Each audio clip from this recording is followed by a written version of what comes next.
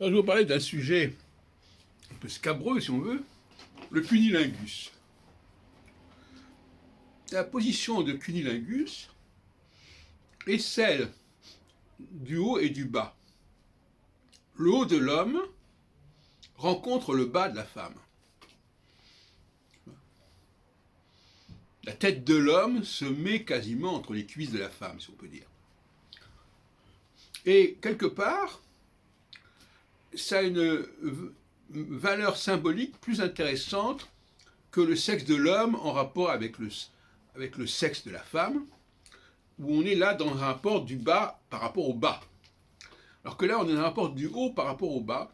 Le haut, l'homme, descend vers la femme. Et d'une certaine manière, on n'est plus d'ailleurs dans la sexualité, puisque ce n'est pas la bouche de l'homme qui va faire un enfant au sexe de la femme. Et je me demande si ça n'est pas ça la sexualité fondamentale, et si la question purement du phallus pénétrant dans le sexe de la femme n'est pas un élément secondaire. D'autant plus que quelque part, il faut dire les choses comme elles sont, c'est pas évident pour tout le monde. Parce que ce qui est en bas, c'est quand même quelque chose qui est problématique, c'est proche de le passage des excréments, par exemple, qui est au même endroit que le vagin féminin.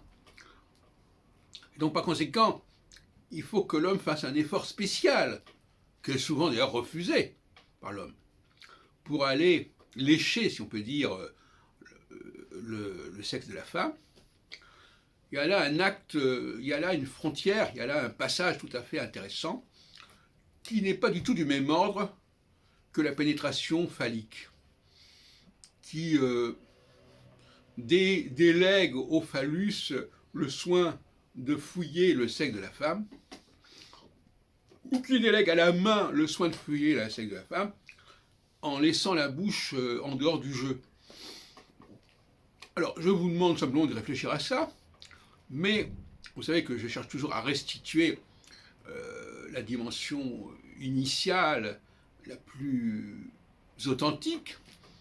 Je crois que le cunilingus est une forme de relation homme-femme tout à fait exemplaire.